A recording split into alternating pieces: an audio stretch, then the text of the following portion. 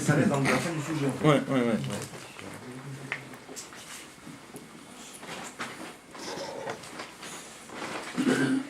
Alors, donc en fait, où est-ce qu'on en était? Donc on était au milieu presque à la fin du Perek Gimel. On avait dit qu'est-ce que rajoute le Perek Gimel par rapport au Perek Bet. Dans Perek Bet, il explique que si le Dvar Hashem, au Perek Aleph, Perek Bet, que si le Dvar Hashem s'en va de la création une fraction de seconde, la création s'arrête d'exister. Dans le Perek Gimel, il veut expliquer que là, tu envisages qu'est-ce qui se passe si le Dvar Hashem quitte la création. Mais qu'est-ce qui se passe au moment où le Dvar Hashem il est dans la création? A priori, ça existe. Là, il veut nous expliquer dans le Perek Gimel que même au moment où le Dvar Hashem est dans la création, même à ce moment-là, le monde est Batel B'Mtziut.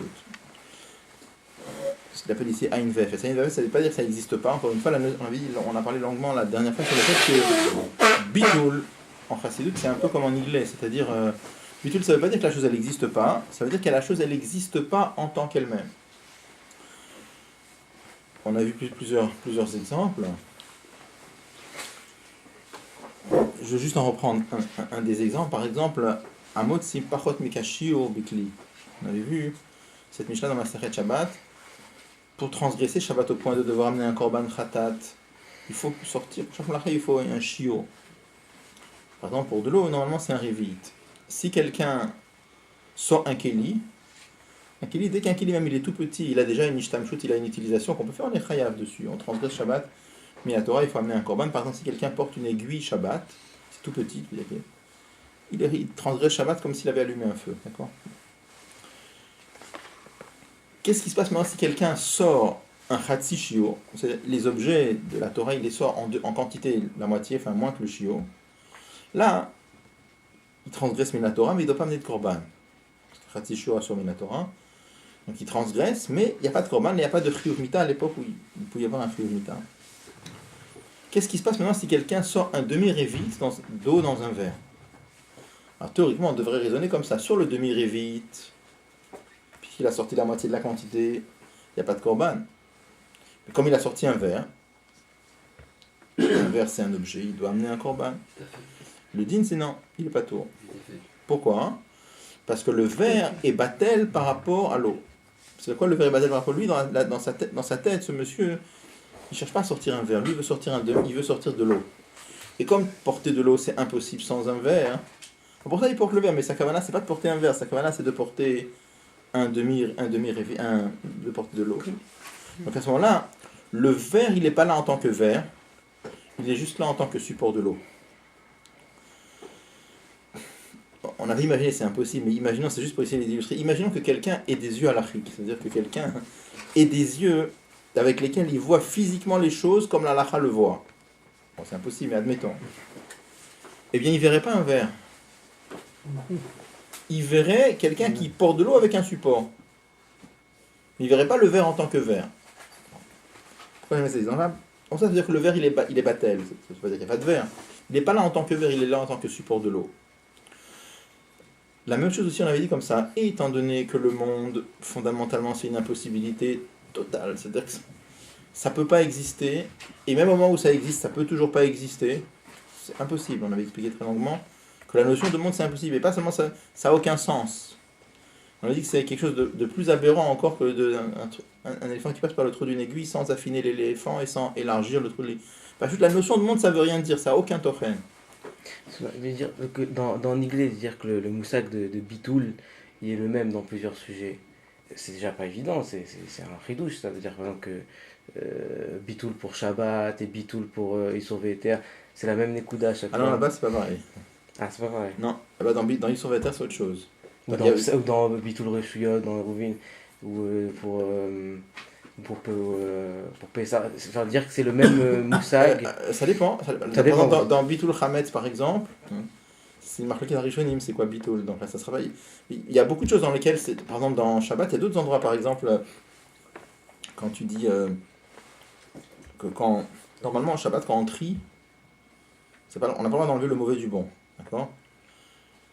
Si par exemple, c'est pas possible d'atteindre le bon autrement qu'en enlevant le mal, c'est moutard, parce que c'est marqué c'est Terech Achilato. Pousser Ça veut dire quoi, c'est derrière Achilato? Il faut le faire en mangeant au fur et à mesure. Oui, mais ça veut dire c'est quoi derrière Achilato? Il n'est pas en train de trier, il est en train de manger. Et comme il ne peut pas manger autrement qu'en enlevant la clipa, hein, dans un œuf, tu ne peux pas le manger autrement qu'en enlevant la coquille. Donc ça s'appelle pas que tu tries, ça s'appelle que tu manges. D'accord. Là-bas c'est Batel, là-bas ça fait la même C'est chose. marqué Batel. Ouais. Et pour Batel Vera, Batel Oshi. Non, là-bas c'est autre chose. On dit pas. Ouais, non, c'est pas ça. Là-bas c'est autre chose. Il y a c'est pas toujours le même. Il y a beaucoup de moussagim comme ça qui changent selon les gens. Comme le mot chazaka, il y a des centaines de chazakot qui sont très différentes les unes des autres. Ouais, d'accord.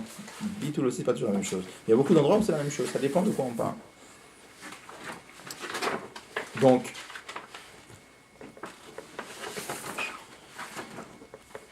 étant donné que le monde, je suis en train de dire, étant donné que le monde c'est un événement, ça ne peut pas exister. Pas simplement ça ne peut pas exister, ça n'a aucun sens. Et comment c'est là? C'est juste et uniquement parce qu'Akadosh Baruch Hu il est Kol Yachol et Akadosh Baruch Hu il le crée. Même quand il le crée, c'est toujours impossible. C'est juste parce qu'Akadosh Baruch Hu il peut faire des impossibilités. Donc la question c'est à la seconde où il y a le monde. Ça s'appelle quoi? Il y a un monde où il y a juste le corps d'Akadosh Baruch Hu qui est en train de s'exprimer. Bien. Oui, mais il n'y a pas le monde en tant que monde. Le monde, c'est. Même, parce qu'on a dit le monde, même à la seconde où il existe, c'est toujours quelque chose d'impossible. D'accord? Les deux, c'est vrai, les deux, c'est vrai. Comment? Les deux, c'est vrai. Tu es obligé de les deux, c'est vrai. Oui, c'est vrai. Il y a un monde et il y a le Oui. Kiyum d'Avar Hashem. Oui, Il est mais dans il n'y a pas le monde en tant que monde. C'est embêtant de dire ça quand même. Pourquoi? Parce qu'à la fin du Ramadan de Shkia, c'est à la fin du Diamant. Pourquoi je fais Shabbat? Il y a pour les filines. Ah, ça on va parler après. Ça on va parler. Je peux te suite là-dessus, c'est autre chose. Le problème quand même. Ça on va parler avec la suite. Un départ, Mais peut-être que là, ça va être après dans la deuxième étape. Mais là, pour le moment, tel qu'on comprend les choses, le monde, c'est quelque chose qui ne peut pas exister. C'est quelque chose de complètement impossible. Et même à la seconde où ça existe, c'est toujours impossible, ça on est tous d'accord. Donc ce qui fait que même à la seconde où il est là, qu'est-ce qu'il y a là? Il y a un monde où il y a juste la parole d'Hachem qui s'accomplit. A priori, tel qu'on comprend les choses maintenant, il y a juste la parole d'Hachem qui s'accomplit. Et ce qui fait que si nous, avec nos yeux, on pouvait voir les choses telles qu'elles sont vraiment, on ne verrait pas le monde en tant que monde, on verrait le monde en tant que Kiyum Dvar Hashem. Donc ça veut dire mettre les téphilim, c'est un Kiyum Hashem. C'est Un Kiyum Hashem de mettre les téphilim. Kiyum Dvar... les tefilines, ils existent que parce qu'Hachem Non, les fait par exister. rapport à ce que dit Nir, c'est ça. Nir. J'ai pas compris la question. Non, mais si j'ai bien compris, le débat, c'est de savoir est-ce que le monde existe ou n'existe pas, ou il existe parce que Dieu l'a Non, voulu. c'est pas est-ce qu'il existe ou n'existe pas, c'est est-ce qu'il existe en tant que monde ou est-ce qu'il existe en tant que Kiyum Dvar Hashem. On est d'accord qu'il existe. D'accord. La question c'est en tant que quoi?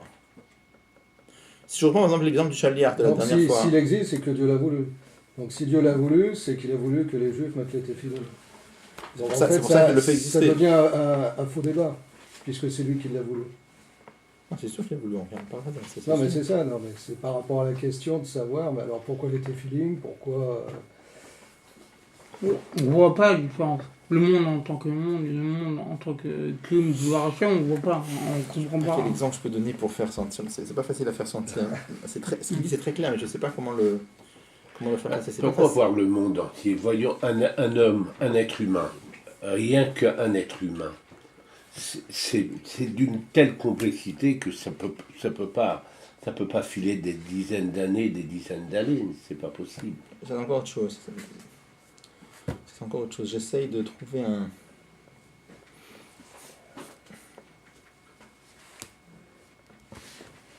C'est le monde indépendant hein, quand on parle. Je réfléchirais, je n'ai pas un exemple très clair pour. Le miroir, c'est un exemple qui correspond bien à cette idée-là. Est-ce que l'image dans le miroir, c'est une mitziut? Ça existe en tant que l'homme dans le miroir, ou alors c'est le reflet de l'homme dans le miroir? C'est la même idée. Pas mal, ouais. On va reprendre ça. Vous rentrez dans un endroit, par exemple, vous voyez votre image dans le miroir. Vous dites pas, tiens, il y a quelqu'un d'autre dans la pièce. D'accord. Vous savez très bien que ce qu'il y a là-bas, c'est rien d'autre que votre reflet. Alors, imaginez quelqu'un qui voit pas que c'est un miroir, il voit pas, etc. Lui, il voit un autre monsieur. D'accord. Imaginez quelqu'un qui s'est pas rendu compte que c'est un miroir. Bah, il voit quelqu'un d'autre. Mais vous qui voyez... Ça peut être pas mal quand même. Mais là, il n'y a pas quelqu'un d'autre dans la pièce. Il y a juste votre reflet. la même chose, le monde, à partir du moment où on sait, c'est ça ce qu'il veut tirer dans le Pérek Gimel. À partir du moment où on a compris dans le Pérek Aleph et Pérek Bet que le monde, ça ne peut pas exister. Et pourquoi ça existe? Une seule raison. C'est parce qu'Akadosh Baruch Hu, qui est Kol Yachol, il fait exister le monde. Donc à la fin, qu'est-ce qui existe? Il existe vraiment un monde en tant que monde, ou il existe juste l'accomplissement du Dvar Hashem? Quand tu dis, il y a quelqu'un d'autre dans la pièce, ou c'est juste mon reflet? C'est juste mon reflet. Pas mal pour passer. C'est plus profond que ça, mais pour passer, on va passer avec ça. D'accord? Alors, qu'est-ce qu'il demande à la fin? Il demande la question. Alors, il commence en disant le fait que nous, on ne voit pas comme ça les choses. Nous, on voit le monde en tant que monde. Ça vient du fait que le Nitna Reshut Laïn Lirot, on n'a pas donné l'autorisation à l'œil de voir. Et après, donc, il dit à Machal Azé. On avait dit que le Rabbi Rama Arash avait dit qu'avec Avodat Tefila, on peut oui voir. Et pour comment on peut oui voir? Parce que quand quelqu'un réfléchit, on avait expliqué la dernière fois longuement que quand quelqu'un réfléchit, on peut changer sa façon de voir les choses. Par la Hidbonenut, on avait vu l'exemple de Tania avec quand on voit le bitoul de quelqu'un par le fait qu'il se prosterne, on ne voit pas son bitoul. Nous on est habitué que quand quelqu'un baisse la tête, c'est une expression du bitoul et ça devient quelque chose d'automatique. De la même façon, si quelqu'un s'habitue et s'imprègne de cette idée-là, il peut arriver à voir le monde de cette façon-là par Avodat Tefila. Bon.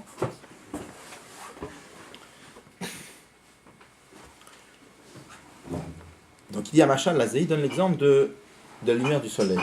Il dit c'est sûr et certain que la lumière du soleil, elle existe à l'intérieur du soleil. Pourquoi? Parce que si le soleil est cause suffisante pour qu'il y ait lumière à distance de lui, c'est-à-dire à distance de lui, ça veut dire là où la cause elle n'est pas présente avec toute son toquet, avec toute sa force, à plus forte raison que le soleil va être cause suffisante pour qu'il y ait rayon à l'intérieur du soleil. Ça c'est d'un côté. De l'autre côté, comment imaginer que dans le soleil il y a autre chose que le soleil? Pour ça on dit que le rayon du soleil qui est dans le soleil, il est Batel Bimitud. C'est-à-dire qu'il est Batel Bimitud, il n'est pas là-bas en tant que rayon, il est là-bas en tant que soleil. En tant que plénitude du soleil, on va dire. Donc ça veut dire que le rayon du soleil, il existe à deux niveaux. Il y a le rayon du soleil tel qu'il est sorti du soleil, et il y a le rayon du soleil tel qu'il est englobé à l'intérieur du soleil. On avait donné d'autres exemples, on a vu l'exemple de Midot HaKlolim B'Sechel, l'intellect qui donne naissance au sentiment. On avait dit la même chose. Il y a l'intellect, quand quelqu'un réfléchit par exemple aux avantages d'une chose, et comment la chose elle est merveilleuse, elle est extraordinaire, ça va réveiller dans son cœur une soif, une envie très forte de s'approcher de cette chose-là. Ça c'est l'amour dans le cœur. Et en face on dit la même chose. Si l'intellect il est cause suffisante pour qu'il y ait amour dans le cœur, à plus forte raison que l'intellect va être suffisant une cause suffisante pour qu'il y ait amour à l'intérieur du sechel. Ce qu'on appelle en fait midot haklolim besechel. De l'autre côté, comment imaginer que dans le sechel il y a autre chose que les midot? On dit t'as raison, on est toujours dans le sechel. Mais dans le sechel même, c'est une tnoa, un mouvement vers les midot. Mais on est toujours dans le monde du sechel. C'est comme si, il y a plusieurs madrigotes dans Midot haklolim besechel, mais une des madrigotes c'est de dire, quand par exemple tu es plongé dans une réflexion complètement abstraite, et à un moment dans la réflexion, tu te tends à dire, puisque cette chose elle est tellement extraordinaire, je devrais chercher à m'en approcher. Ce dont je devrais avoir tendance à m'en approcher, c'est de l'intellect ou des sentiments? C'est de l'intellect, c'est du donc. Donc c'est de la réflexion, c'est froid. C'est purement intellectuel, c'est un calcul intellectuel. Mais on n'est plus déjà dans les raisonnements complètement abstraits, dans l'intellect même. C'est une tnoua, c'est un certain mouvement vers la notion de mida, ce qu'on appelle midat haklolim besechel. On avait envisagé le cas la dernière fois. Imaginez quelqu'un, que Dieu préserve, qui a une pathologie, par exemple, il ne peut pas ressentir de sechel, il peut ressentir que des midot. D'accord? Les midat haklolim besechel, il les sentirait ou il les sentirait pas? Non. Parce qu'on n'est pas quitté le monde du sechel. D'accord? On est toujours dans le sechel. Il dit la même chose, en tout cas, le monde, le soleil, il y a le soleil à l'extérieur du soleil, il y a le rayon du soleil à l'extérieur du soleil, il y a le rayon du soleil à l'intérieur du soleil. Et bien de la même façon que dans le soleil, il y a les deux madrigotes, la même chose pour le monde. C'est quoi la même chose pour le monde? Il y a le monde tel que nous le voyons, nous on voit le monde tel qu'il est sorti du Dvar Hashem. Mais la vérité c'est quoi? La vérité c'est que le monde, il est englobé dans le Dvar Hashem. Donc ça, il a donné ce machal, c'était juste pour expliquer comment il y a les deux aspects, il y a les deux yachassim, il y a les deux points de vue. Il y a une autre façon de voir les choses. Nous, on voit le monde comme s'il était sorti du Dvar Hashem. Pour ça, nous, on voit le monde en tant que monde. Et il y a le monde tel qu'il est englobé dans le Dvar Hashem. Et le monde tel qu'il est englobé dans le Dvar Hashem, là-bas, il est Batel Bimtsiut. Et il va terminer le péril, ça on l'a pas encore fait sur le mot, mais je vous le dis, on a vu. Mais il va dire tout de suite que Ena Machal de Nimshal, il dit a priori, l'exemple du soleil, il n'est pas complètement exact par rapport au monde. Pourquoi? Parce que dans le soleil, c'est vrai qu'il y a les deux. C'est-à-dire qu'il y a les deux. Il y a le rayon du soleil à l'intérieur du soleil. Et il y a le rayon du soleil à l'extérieur du soleil. Mais dans le monde, il est que englobé dans le Dvar Hashem. Et le monde sorti du Dvar Hashem, ça, il n'y a pas. Puisqu'il n'y a pas, hein, comment ça se fait que nous, on voit quelque chose qu'il n'y a pas? D'accord? Mais comment il donne une notion d'espace sur le Dvar Hashem? C'est pas Mikra Agouf de parler comme ça, de dire que le monde il n'est pas sorti du Dvar Hashem. Pas sorti pas dans le sens physique. Parce qu'on dit qu'El Machal domé les Nimshal. Donc, de la manière que le Machal, il y a une notion d'espace physique, dans le Nimshal, ça ressort comme ça. Toujours, il y a par exemple. C'est un limite. Je me rappelle, il y avait une très belle sikha du Rabbi sur qu'il y a quand tous les Toharim qu'on utilise en bas, hein, il y a beaucoup de choses qu'on utilise par rapport à ça, par exemple que Dieu est intelligent, qu'il est bon, etc. Bon. Mais il y a même on dit que Dieu il voit, il entend, même des choses matérielles comme voir et entendre, on les utilise Aïn Roa, Ozen Shomat, d'accord? C'est marqué qu'il y a une chose qu'on n'utilise pas. Hein, c'est Mishouch, toucher. C'est marqué clairement dans le Rabbi ici, le Moré Nevuchim. Dans où, excusez-moi, dans quel livre? Comment? C'est marqué où, pardon? Dans le Rabbi ici, le Moré Nevuchim, qui dit que pour Akadosh Baruch Hu, on n'utilise jamais le mot touche, palper, toucher, il n'y a pas ça. Toutes les autres choses, il y a, mais pas cette notion-là. Donc, on dit, quel est le biur simple? Pourquoi pas? Parce que tu aurais pu dire, il y a touché en Ruchniut. D'accord? De la même façon que, qu'est-ce qu'on dit pour voir? C'est pas une vue physique, c'est pas une ouïe, une audition physique, c'est pas une compréhension comme chez nous. On dit pareil, la palpation, la même chose, pas comme nous, pas comme chez nous. Il n'y a pas ça. D'accord? J'ai pas en tête toute la cérémonie. L'année prochaine, j'ai envie de dire, c'est comme ça.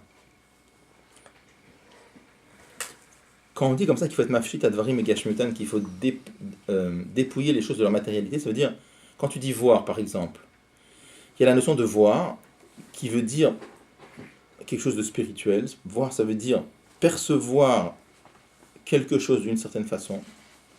Et après, il y a la façon matérielle de percevoir.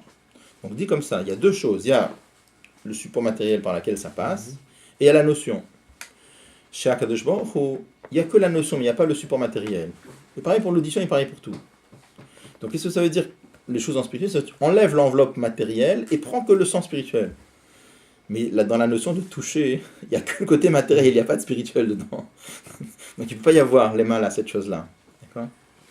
Mais Perek Zayin, il est doré la chita de Tzimtzum Kipshuto, parce qu'il dit que c'est... On dit pas la même chose, qu'on regarde que le moussag et pas... On va voir là-bas, si tu veux, quand il dit là-bas qu'il faut...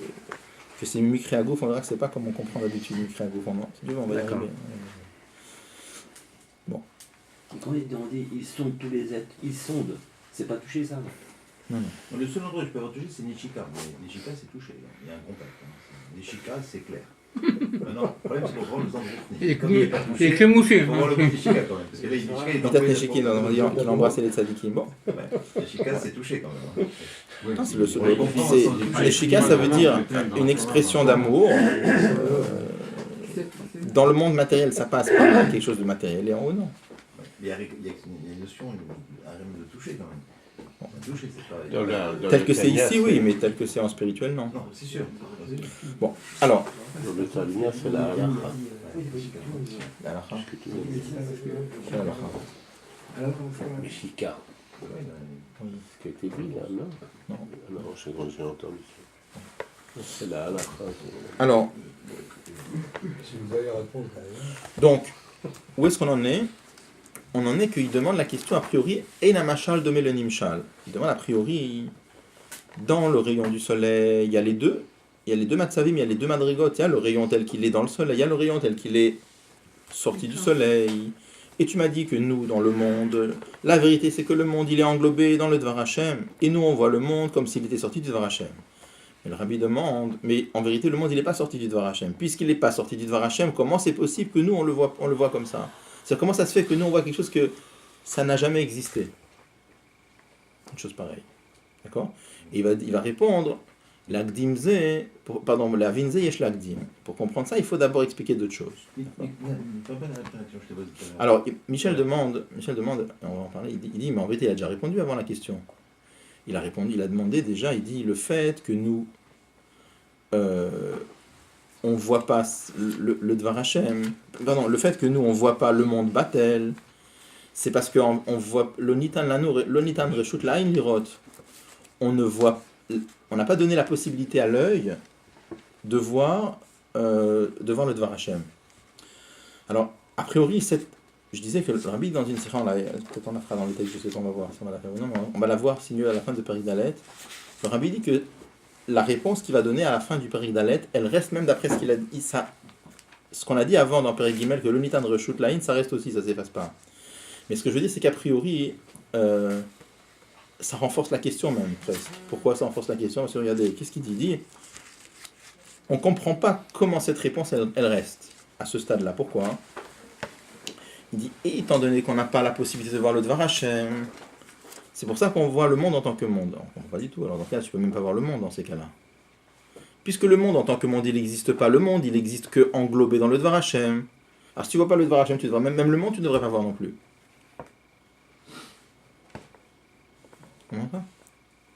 Donc ce que je veux dire, c'est que là, la question qu'on a, c'est pas la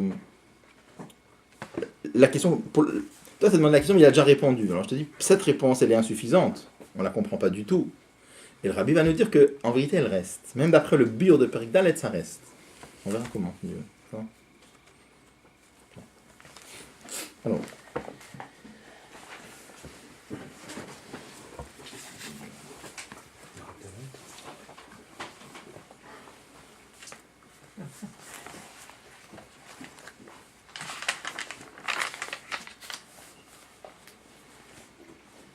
Je ne me rappelle pas exactement à quelle ligne on était.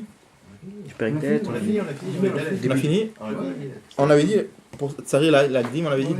Ok. Ok, donc on peut commencer le Périk Dalet alors. Donc qu'est-ce qu'il a dit? Il a dit qu'on est resté avec la question qu'on ne comprend vraiment pas comment ça se fait qu'on voit le monde en tant que monde. En vérité, on devrait voir physiquement dans le monde que le monde est Batel Bimtsiut. C'est-à-dire que le monde, il n'existe pas en tant que monde. Le monde, on devrait voir dans le monde que le monde n'existe qu'en tant que Kiyum Dvar Hashem. Mais ce n'est pas le cas du tout. Quand nous, on voit une table, on voit une table. Quand on voit une chaise, on voit une chaise. On ne voit pas une chaise en tant que Kiyum Dvar Hashem. D'accord? D'où ça vient? Périk Dalet. Ki inekti, voilà qu'il est écrit Ki shemesh umagen Hashem Elokim. Ça, c'est un passage dans Teilim. Il y a plusieurs pirushim sur. Il y en a qui disent que, dans les commentateurs, il y en a qui traduisent que Shemesh, ça veut dire une muraille. Il y en a qui traduisent Shemesh, un soleil. Ou Magan est un protecteur. C'est-à-dire qu'Hachem, il nous éclaire, il nous protège. Ou alors les deux, c'est l'idée de protéger, que le soleil, Shemesh, ça veut dire aussi une muraille. Mais l'Admor Azaken, il donne tout à fait un autre pirouche à ce passouk.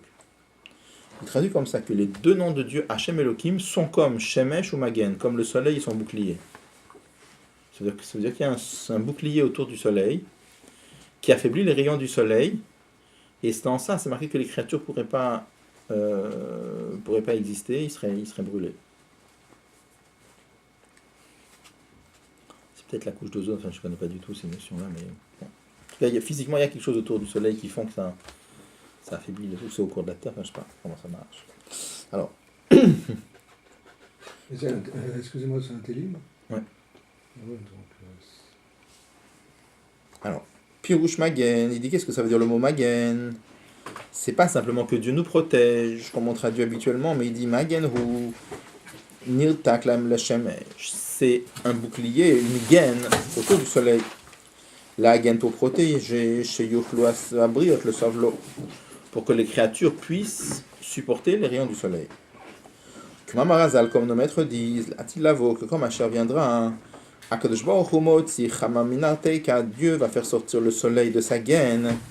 Rechaim nidonim baile, Rechaim seront jugés par le soleil. Vechulu, etc. Là-bas c'est marqué après tzadikim nitrapim ba, que les tzadikim vont être guéris par les rayons du soleil. Ça veut dire quoi? De la même façon que le bouclier du soleil, que la gaine du soleil protège par rapport aux rayons du soleil, car Shem Elohim, de la même façon le nom de Elohim, Megin le Shem Havaye, ça protège, ça fait écran si on peut dire, par rapport au nom de Yud Kevavke. Donc là, ce qu'il veut nous dire dans la comparaison, c'est que le nom de Dieu Yud Kevavke, c'est comme le soleil, et le nom de Elohim, c'est comme le bouclier, comme la gaine. Le Shem Havaye Baruch Shem Havaye Pirusho, qu'est-ce que Shem Havaye Pirusho dit? Que veut dire le Shem Havaye? Shem Havaye et Akol Ma'in Leyesh. Le Shem Havaye, ça veut dire faire exister. Parce que dans le nom de Dieu, d'abord il y a un Yud, et après il y a 3 lettres, et un Ke, un Vav et un Ke. Ça c'est la même racine que Hove, faire exister. Donc il dit pourquoi ce nom de Dieu il est comme ça, hein? Parce que c'est ce nom de Dieu, c'est ce dévoilement d'Akadosh Baruch Hu qui fait exister. Et pourquoi il y a un Yud? Vayud Meshamesh et ala peula Shehi belashon Hove vetamid. Le Yud, ça représente le fait que l'action elle est continue. Depuis Rashi, comme Rashi explique, al pasuk à propos du verset Kacha yase Iyov kol hayamim. Ainsi Iyov fera tous les jours. Normalement un Yud devant un mot, devant un verbe en hébreu, c'est la marque du futur, la troisième personne du singulier. Donc on aurait tendance à traduire Kacha yase Iyov. Ainsi Iyov fera. Mais Rashi explique sur place que ça ne veut pas dire comme ça il fera. C'est-à-dire ainsi il avait l'habitude de faire tout le temps. Donc le Yud, ça, des fois c'est la marque du futur. Et des fois, c'est une action présente mais continue. Donc, il dit l'Admor Hazaken dit la même chose ici. Dans le nom de Yud Kevavke, il y a la racine He Vav He. Ça, c'est la notion de faire exister. Et le Yud, c'est le fait que c'est quelque chose de continu. Vainu. C'est-à-dire, c'est la vitalité divine qui est donnée chaque fraction de seconde, mamash vraiment bechol dans toutes les créatures. Mimot sapi Hashem verucho, motamo de la bouche de Dieu, si on peut dire. Umahave otam me'ain leyesh, et qui fait exister les créatures ex nihilo, bechol regash, sans arrêt. Kiloda ilahem, car il n'est pas suffisant pour les créatures. Bema shenivru b'sheshetem ebereshit, le fait qu'ils ont été créés pendant les 6 jours de la création. Liot kayamim bazek, moshkatuv leil. Ça ne suffit pas qu'ils ont été créés une fois pour toutes, comme on a expliqué avant. Il faut que Akadosh Baruch Hu renouvelle sans arrêt la création. Donc il dit qu'est-ce que c'est le Shem Havaye? Le Shem Havaye, ça c'est le fait de créer. Donc pour expliquer mieux là, il va rentrer ça dans... Il avance dans le bio, il dit la chose suivante. Il dit dans... Lorsqu'on présente les louanges d'Akadosh Baruch Hu, il est écrit Hagadol Hagibor. Akadosh Baruch Hu, on dit qu'il est grand et on dit qu'il est fort. Pirush Gadol, qu'est-ce que ça veut dire quand on dit que Akadosh Baruch Hu est grand? Imidata Chesed, ça représente la bonté de Dieu. Alors, juste, vous savez que dans le passage, il y a un passage qu'on dit Vaïvarer David, là-bas il y a les séphirotes il y a les 7 dernières séphirotes qui sont en allusion, marqué le Cha'Hashem Agedula Vagvura Vatiferet, etc. On voit que Chesed, comment c'est marqué là-bas au lieu de Chesed, c'est marqué Agdula. Donc la bonté c'est lié avec la notion de grandeur. Il explique. Il dit, Pirouche, quand on dit les Gadol et Gibor, il dit c'est comme Chesed et Gvora. Gadol c'est Chesed et Gibor c'est Gvora. Pirouche Gadol, il dit qu'est-ce que c'est que Gadol? C'est Midat Chesed, c'est la bonté de Dieu. C'est quoi le Chesed? Le Chesed c'est le fait de donner. Vite page tout achayut, le fait de répandre la vitalité. Dans tous les mondes, dans toutes les créatures sans limite, Vetachlit et sans fin. Liot brouim me'ain leyesh, pour que les créatures soient créées ex nihilo. Vekayamim bechesed chinam, et pour qu'ils existent par une bonté gratuite. Bon. C'est comme ça. là, il veut nous expliquer que le chesed d'Akadosh Baruch Hu, la notion de chesed, c'est le fait de donner, qui s'exprime par le fait de créer. C'est un chesed qui est infini. Et il y a plusieurs pratim, plusieurs détails dans quoi c'est infini. Il y a par exemple, chez nous donner, quand on donne, qu'est-ce qu'on donne? On donne quelque chose. Ça veut dire à quelqu'un qui existe, tu vas lui donner un certain détail. Tu vas lui donner de la nourriture, tu vas lui donner de l'argent, tu vas lui donner un enseignement, tu vas lui donner une explication. Ça veut dire que quand tu donnes un certain quelque chose, ça veut dire un certain prat à une créature qui existe déjà. Akadosh Baruch Hu, quand il donne le fait d'exister. C'est-à-dire, ce qu'il donne, c'est complètement blikvoul. Pourquoi c'est complètement blikvoul? On explique en Chassidut, par exemple, que nous on a dit que chez l'homme donné, il y a une metsiout qui existe déjà, il y a quelque chose qui existe déjà. Et à cette chose qui existe déjà, tu l'aides, tu lui donnes quelque chose qui va lui permettre d'augmenter sa metsiout, d'agrandir sa metsiout, d'élargir sa metsiout, de prolonger sa metsiout. Donc c'est un certain prat. Là, à Akadosh Baruch Hu, qu'est-ce qu'il donne? Il donne le fait même d'exister. En Chassidut, on explique que par exemple le fait de passer de 1 à 1 milliard, c'est un saut énorme. Et c'est plus petit que le fait de passer de 0 à 1. Pourquoi? Parce que le fait de passer de 1 à 1 milliard, il y a un point commun entre les deux. Je peux écrire que l'un est une fraction de l'autre. Je peux écrire que 1 égale 1 milliardième d'un milliard. Mais 0, tu ne peux pas l'écrire en fonction de 1. Tu ne peux pas dire que 0, c'est une parcelle de 1. Ça marche pas. D'accord? Donc le passage de 0, de la non-existence à l'existence, c'est un saut infini. Alors que le saut de 1 à 1 milliard, c'est un saut qui est fini. D'accord? Donc le fait qu'Akadosh Baruch Hu, il dit que le fait de le chesed, c'est la grandeur d'Akadosh Baruch Hu qui est complètement infinie, parce que le fait de donner l'existence, c'est une hashpa'a qui est blikvoul. Chez nous, là, la notion de hashpa'a, c'est toujours avec une certaine limite. On donne un certain quelque chose, on donne un certain prat. Donc, quelque chose qui est yesh, on l'aide à développer son yesh, à maintenir son yesh, à prolonger son yesh, peu importe. Mais la notion de passage de aïn à yesh, il n'y a pas chez nous, on n'est pas capable, d'accord?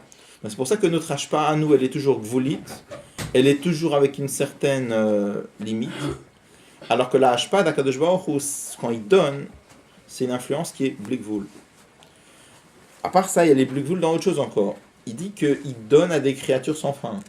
Donc, là, il y a la qualité de la hashpa'a. Qu'est-ce qu'il donne? C'est blikvoul. Et il donne à des créatures blikvoul. Il y a blikvoul de créatures.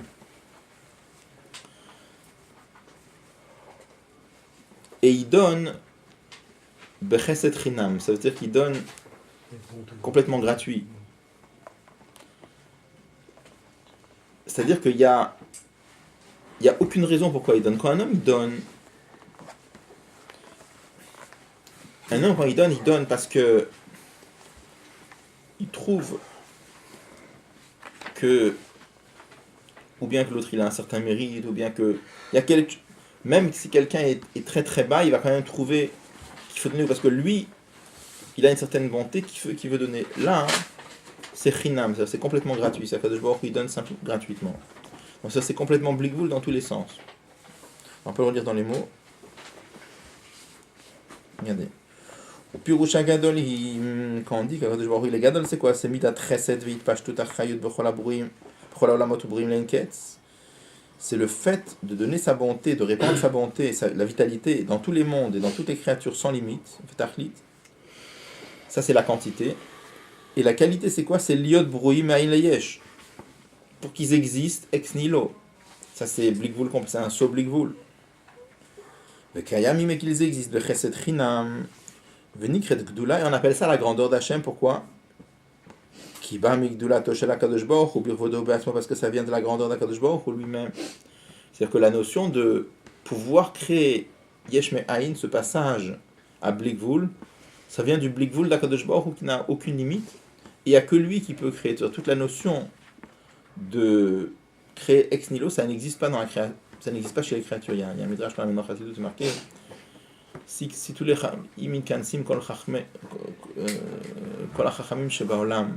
si tous les sages du monde se réunissent, ils ne sont pas capables de créer une seule aile de moustique. Marqué. D'accord. Mais c'est lui qui avait dit. Comment il Marwad qui semble que Khamim il crée des Rêves Shabbat, un Keves, c'est vrai, il tire. Bon, le corps d'Akadosh Baruch Hu, mais a priori c'est des nissim, c'est pas dans la bria normale.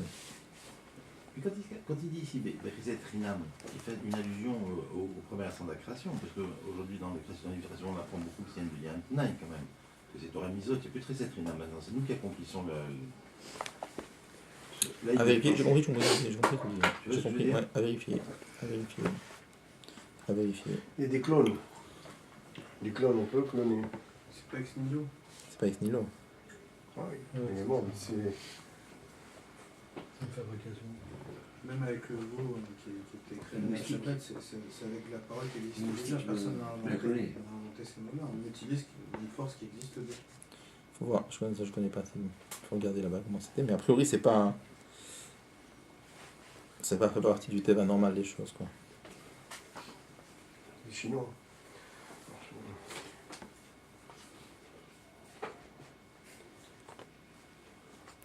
Il y a un but en Chassidut quand on dit que la création ça vient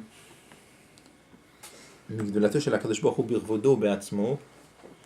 Il y a un moment du Rabbi Rachab où il dit que ça fait allusion à ce qui est marqué dans Yigeret HaKodesh Siman Chaf. On en reparlera de cette notion-là. Dans Yigeret HaKodesh Siman Chaf, c'est marqué que la création ex nihilo, ça vient, c'est un corps qui vient de l'essence même d'Akadosh Baruch Hu. Même au niveau des Giloïm, si pas possible, c'est quelque chose qui vient Bekoach HaAtzmut. Donc ça, il dit que quand c'est marqué ici, Bir HaKadosh Baruch Hu birvodo be'atzmo, c'est une allusion à ce qui est marqué dans Yigeret HaKodesh. Bon. C'est marqué aussi dans le Gada. Comment? Dans le Gada aussi, c'est marqué. Pas pour la création, pour la sortie d'Égypte. Ouais, pour la sortie.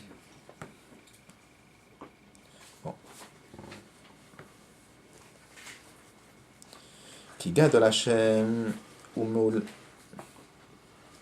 Donc la grandeur d'Akadosh Baruch Hu, elle n'a pas de recherche possible. Ça veut dire que c'est quelque chose que nous, on ne peut pas comprendre.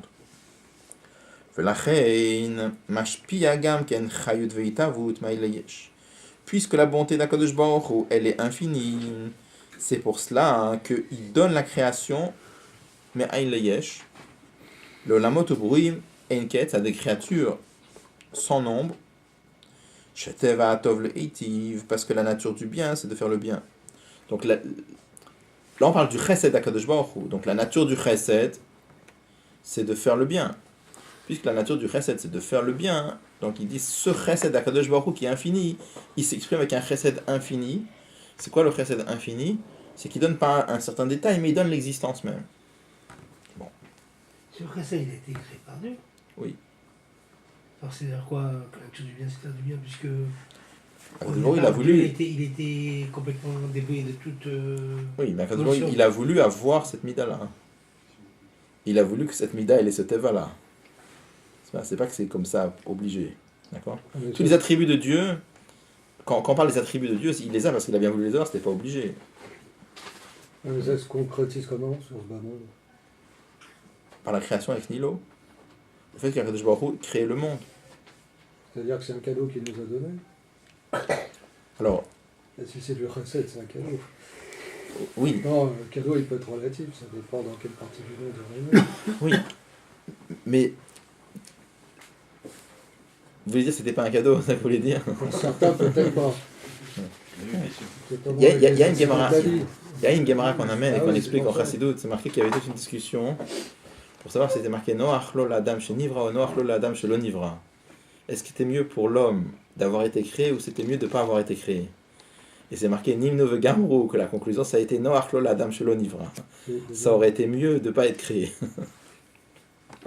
C'était un moment dans les côtés Torah par Maintenant qu'il changer. est créé, C'est pas forcément du recette. Si en plus les maîtres de la Guémara le reconnaissent. Non, c'est pour ça, c'est moi qui renforce. Mais c'est pas dans ce sens-là qu'on le dit ici. Alors, bon, là-bas, il y a tout un mamar dans l'écrit Torah, il explique ce que ça veut dire, il explique c'est quoi la marquette, c'est quoi mais c'est un autre inyan. Mais là, il dit autre chose. Là, il dit que la notion de chesed chez nous, c'est quoi? C'est qu'on donne. D'accord. on donne quoi? Un certain prat, un certain détail. Là, ce qu'Akadosh Baruch Hu donne, c'est infini. Pourquoi? Parce que c'est la notion même d'existence. Alors, maintenant, vous vous dites c'était bien, c'était pas bien, c'est-à-dire que toute la notion d'arriver à mesurer une échelle de valeur pour dire c'est bien, tout ça on peut en parler une fois que la chose elle est créée, une fois qu'il y a une échelle de valeur, pour pouvoir décider si une chose c'est bien ou pas bien, c'est par rapport à un certain référentiel. Mais là, il y est le référentiel. Alors, le référentiel, c'est A. Il affirme, c'est l'affirmation. Alors voilà. Donc, mais là, c'est un tov infini. C'est-à-dire que c'est un tov infini, c'est le fait de donner l'existence. Maintenant, après, de savoir. Il appelle ça chesed dans le sens. Vous dites chesed, c'est bien. Nous, on parle chesed dans le sens donner. Vous êtes d'accord qu'en donnant l'existence, il a donné? Ça, d'accord. On est d'accord. On est d'accord parce qu'il a donné ses blikvoul. Ok. Ah, ça s'appelle chesed. D'accord. Okay. Donc ça dépend de la définition, enfin de l'appréciation. Ça semble de notre côté. Maintenant, si c'était top ou c'était pas top, ça se mesure avec un référentiel qui vient après. Bien sûr. De toute façon, noir, ça veut pas dire top, ça veut dire noir. Voilà, c'est ce qu'il dit là-bas dans l'Ivre de Torah.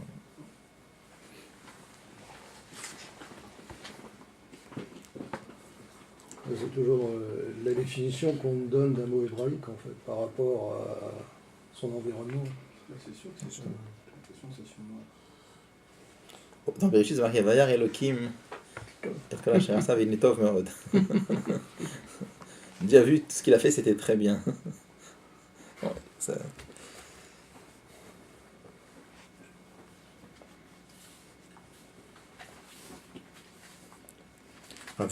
Alors,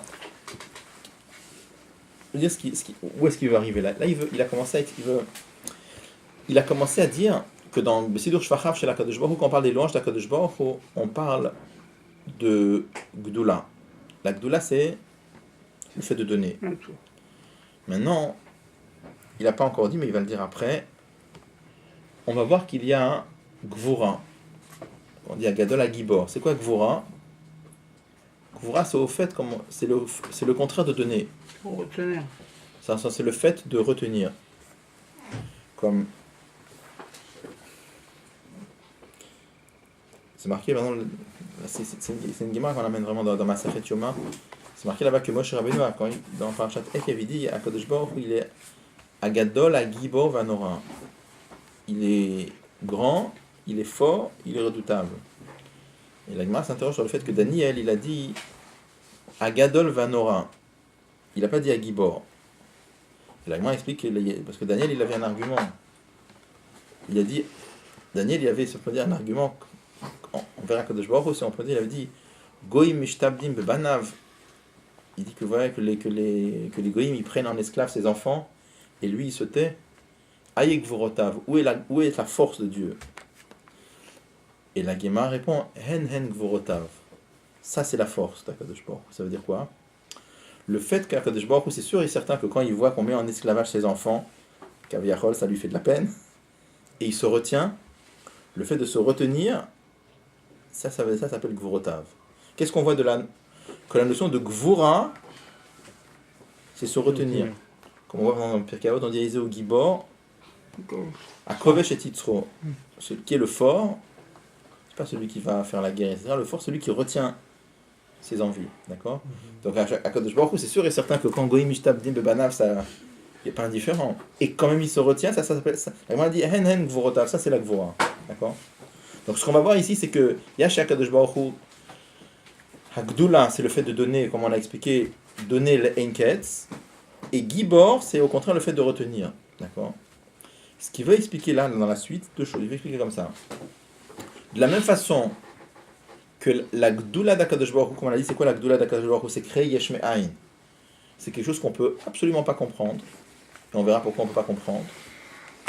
De la même façon, la Gvura d'Akadosh Baruch Hu, on peut aussi pas la comprendre. Il va expliquer pourquoi. Parce que les deux sont des attributs d'Akadosh Baruch Hu. De la même façon que Chesed, c'est un attribut d'Akadosh Baruch Hu, et pour ça on ne peut pas le comprendre.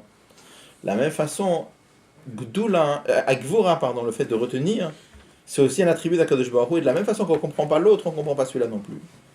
Et pourquoi on pourrait plus comprendre Gvura que Chesed, qu'est-ce qui est le Salkadatar de la demande? Non, là, il faut, c'est une autre question qu'il faut poser. La question qu'il faut poser, c'est pourquoi tu as besoin de me dire qu'on ne peut pas comprendre Chesed parce que c'est une Midat HaKadosh Baruch Hu. C'est très simple, on ne peut pas comprendre parce que ça n'existe pas chez nous une chose pareille. On va en parler tout de suite. Non, a priori, il dit que Chesed, je suis d'accord de ne pas comprendre, mais que Gvura, c'est plus compliqué, et je te dis non, Gvura, c'est la même chose que Chesed. L'idée, c'est la suivante. L'idée, c'est marqué parce que Chesed, c'est-à-dire la notion de Yesh Me'ain, on la voit. C'est-à-dire, on voit qu'Akadosh Baruch Hu, il a créé quelque chose de Yesh Me'ain et on ne comprend pas.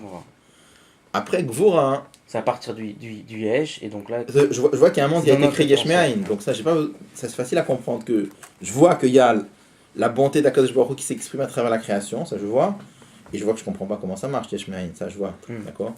Donc j'ai pas de problème pour ça. D'accord. Gvura, qu'est-ce qu'il veut nous expliquer avec Gvura? Il veut nous expliquer comment ça se fait qu'on ne voit pas que le monde est Batel, parce que ça vient de Gvura, d'accord. Alors ça, il veut nous dire que ça aussi on ne comprend pas. Donc ça c'est moins évident à comprendre, parce que ça c'est quelque chose qu'il fallait comprendre intellectuellement, tout ce qu'on avait dit avant, que normalement on aurait dû voir le monde Batel. Et on a une question, comment ça se fait que nous on ne voit pas le monde qui est Batel? Et il est en train de te dire que ça c'est la Gvura d'Akadosh Baruch Hu. Et ça c'est moins évident, parce que ça on ne voit pas. D'accord. Ils sont Mishtalvin pour eux-mêmes ou les vendent comme esclaves? Je sais pas. Il y a les deux, je sais pas. Alors.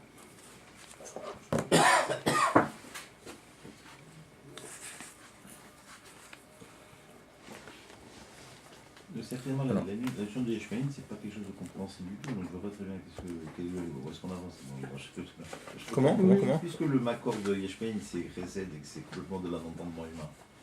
Ici, Gvura, c'est aussi un demandement. Comment on va aborder la compréhension de Seret d'un homme, d'un Tzadik, c'est Inyan, puisqu'il est incompréhensible, puisque le Makor de Yesh Me'ain est incompréhensible dans tous les deux sens, dans le reste de Gvura. Donc, comment on va demander à un juif, les Avin Me'at, au début du Pérec qui a commencé dans Shaïkou Baïrouna, pour comprendre un petit peu le Yann. C'est bien ça qu'il va expliquer, non? Artout Hashem, oui. Non, Artout Hashem. C'est impossible. C'est impossible de comprendre. Non, on ne peut pas comprendre comment fonctionne la notion de Ria Yesh Me'ain. C'est sur ça qu'est basé les codes Hashem. Oui. Et comment on va faire? On n'a pas de possibilité puisqu'on ne comprend pas le Makor. Le Makor est inaccessible. C'est Gvulat Hashem. Non. C'est Big Wool. Non, mais la notion de Yesh Me'ain, on voit que c'est écrit Yesh Me'ain, même si on ne comprend pas comment ça marche. On voit que c'est Yesh Me'ain. On comprend très bien que le monde doit être Batel. Ça, on comprend intellectuellement. Ça, on comprend très bien. On a juste une question, comment ça se fait que nous, on ne le voit pas? Il va nous répondre. D'accord, on va voir la réponse. Mais une fois qu'on aura la réponse, pourquoi nous, on ne voit pas, ça reste que le monde est Batel. Alors, une fois qu'on comprend que le monde est Batel, et si j'ai répondu à la question pourquoi je ne le vois pas, alors on peut comprendre que Akadosh Baruch Hu, ou le Vadohu, il n'y a que lui. D'accord. On a répondu là. Ça sera l'élément de réponse.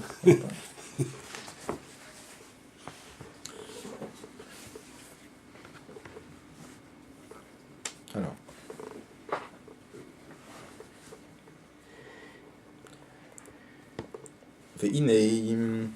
Et voici, Kmosh, Midazu, il dit la même façon que cette Mida-là, c'est-à-dire la Mida de créer. C'est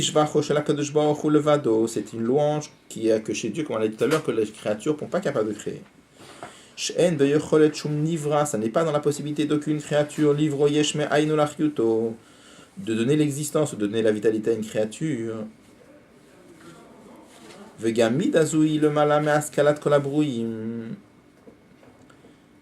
Et c'est aussi au-delà de la compréhension des créatures. Pourquoi?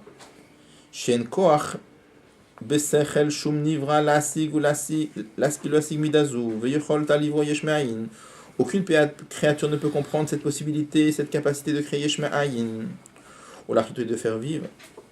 Qui a brillé à Yesh Me'ain ou Davar, chez le Malam Isechel Nivraim. Car c'est quelque chose qui est au-delà de la compréhension des Nivraim. Qui m'uidat que de la toche la Kadosh Baruch Hu, parce que ça fait partie de la bonté de Dieu. Ou midotav Kadosh Baruch Hu midotav ardut pashut, qui dit à Bezora Kadosh. Et Dieu et ses attributs, c'est une seule chose. Parce que lui et ses attributs, ça fait un. Alors je termine juste la phrase pour voir où il va arriver. De la même façon qu'aucune possibilité, aucune créature n'a la possibilité de comprendre le Créateur, car personne ne peut comprendre ses attributs. vous voyez, quand il explique que la mida, le fait de pouvoir créer Yesh Me'ayin, nous on ne peut pas comprendre, il y a pratiquement 3 shlavim ici quand il parle. Il dit premièrement, ça n'est pas dans nos possibilités à nous.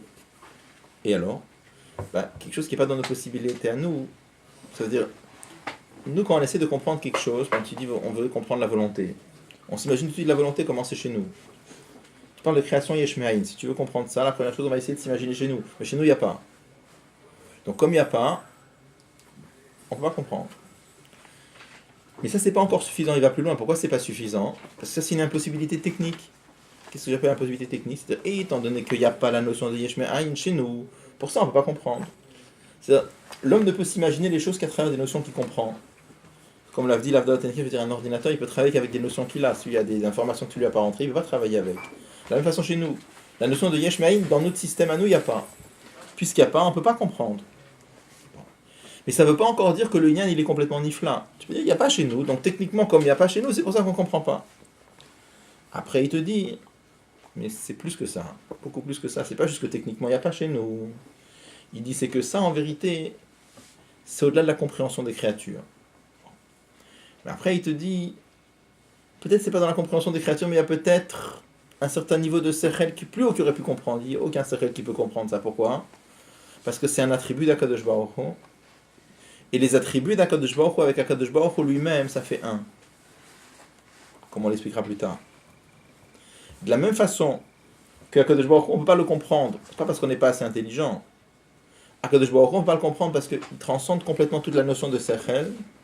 De la même façon, ses attributs, c'est absolument incompréhensible. D'accord? Donc on voit qu'il est monté en 3 étapes pour expliquer à combien cette notion de création Yesh Me'ayin, on ne peut absolument pas la comprendre. Où il veut arriver avec ça? Le but, c'est pas ça. Le but, c'est de faire comprendre que la Midat HaGvura, aussi, on ne peut pas la comprendre. Et la Midat HaGvura, c'est moins évident, comme tu posais la question tout à l'heure, parce que la Midat HaGvura, on ne voit pas d'exemple ici dans ce monde-là. D'accord? C'est quoi Ardut Pashut? Ardut Pashut, c'est le contraire de Ardut Murkevet. Ardut Murkevet, ça veut dire une Ardut qui est composée de différents éléments. L'Avdi, l'Avdot Tenki, un homme, par exemple. Chacun d'entre nous, on est unique. Il n'y en a pas un autre comme nous. Mais chacun d'entre nous, on est composé de plein de choses. Il y a plein de kochot, etc. Chez Akadosh Baruch Hu, il n'y a pas une chose pareille. C'est pas qu'il est composé de différents éléments, ou de différents madrigot, ou de différents yanim. C'est-à-dire que quand on parle de chesed et de bourra, en fait, ça n'existe pas. Alors, il faudra comprendre. Si ça Ardut Pashut, c'est-à-dire qu'il n'y a pas tous ces... Alors ça, il faut comprendre. Ça c'est le grand problème qu'on va voir. On va parler de ça plus tard, si tu veux. Comment comprendre les 10 séphirot, les 10 attributs de Dieu avec Ardut Pashut? Ça, c'est une de Emouna, c'est pas une de compréhension. Là. Mais alors, même à Ardut Murkevet, c'est que d'après. Il appelle ça. C'est Emouna. Razad de Mounata, il appelle ça. Il appelle ça Razad de Memnuta. Razad de Mounata, c'est la dernière. Même Ardut Murkevet, c'est que d'après le Ardut Hashem de Ardut Murkevet, c'est que d'après Da Tarton. D'après Da Telion, il n'y a pas ce moussac de Ardut Murkevet. Chacun de Baruch Hu, c'est Ardut Pshuta seulement. Oui, mais donc même tous les Nivraïm, c'est son enfin, comment je dirais. Nous, tel qu'on voit les dans parce que là, il a dit juste les Sphirot, c'est Ardut Pshuta. Chacun de Baruch Hu, mais le monde, c'est Mourkav. Mais d'après Akadosh Baruch Hu, le monde n'est pas Mourkav, c'est pas Shud. C'est-à-dire, tel qu'Akadosh Baruch Hu nous a créé avec une autre façon de voir le monde, nous on voit que le monde voilà, est Mourkav. donc c'est d'après Da Tarton que c'est Ardut Murkevet.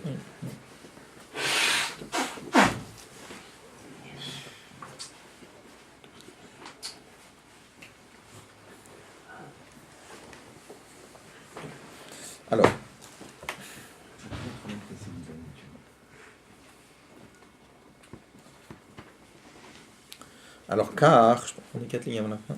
Car ainsi, Eino Yachola Sigmidotav. De la même façon qu'on ne peut pas comprendre Akadosh Baruch Hu, comme ça on ne peut pas comprendre ses attributs. Et donc, de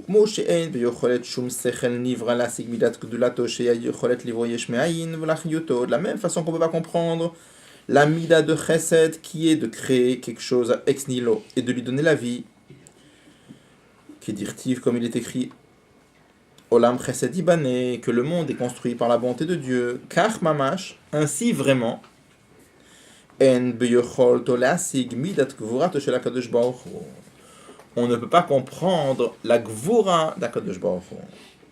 C'est quoi la Gvura d'Akadosh Baruch Hu? Shehi Midat Tzimtzum, qui est la Mida de Tzimtzum, de voiler, de restreindre, au Meniat Pashtout Achayut, et d'empêcher la vitalité, Migdulato, qui vient de la bonté de Dieu, Mileired ou Leid Galotal Nivraim, de se dévoiler sur les créatures, ou la Chayutamul Kaimam Begiloui, et de les faire exister Begiloui. Il y a plein de dieux qui dans les mots, on va revenir dessus après. Qui Behester Panim, mais de façon voilée. Shachayut Mistater Begouf Anivra, car la vitalité divine se cache dans la création, dans la créature, qui est le Gouf Anivrahu Davar Bifnatzmo. Comme si la créature était quelque chose en soi. Et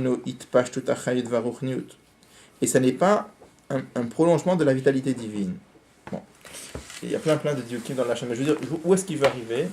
Là, il veut répondre à la question qu'il a commencé à poser dans le Pérek Gimel. La question qu'il a posée dans le Pérek Gimel, c'était, étant donné que le monde, c'est pas comme le soleil à la fin. Il dit, dans le soleil, il y a deux matzavim. Il y a le soleil, il y a le rayon quand il est dans le soleil, et il y a le rayon quand il est en dehors du soleil. Et il avait dit, nous, la vérité, c'est que le monde, la même chose, il veut dire la même chose, le monde. Nous, il y a le monde tel qu'il est englobé dans le Dvar Hashem, ça c'est la vérité, et nous, on voit le monde comme s'il était sorti du Dvar Hashem. Mais il a demandé la question après, il a dit, elle a machal de Melenimshal. Pourquoi? Parce que dans le soleil, il y a les deux vraiment, il y a le soleil, il y a le rayon dans le soleil, il y a le rayon en dehors du soleil. Mais dans le monde, il n'y a pas les deux, il n'y a que le monde tel qu'il est englobé dans le Dvar Hashem. Donc il a demandé la question, comment ça se fait que nous, on voit quelque chose qui n'existe pas, hein? Parce que nous, on voit le monde en tant que monde. Nous, on voit le monde comme s'il était sorti du Dvar Hashem. Mais il n'est jamais sorti du Dvar Hashem. La Nekuda de la réponse, ça va être quoi? Ça va être que cette mida de voiler les choses, c'est une mida d'Akadosh Baruch Hu. De la même façon qu'on ne peut pas comprendre la création Yesh Me'ain, de la même façon, on ne peut pas comprendre la mida de Gvura. Donc, en résumé, qu'est-ce qu'il répond? Qu'on ne peut pas comprendre. D'accord? Donc ça veut dire qu'il y a un juif, il est avec cette question-là. Comment ça se fait que nous, on voit le monde en tant que yesh?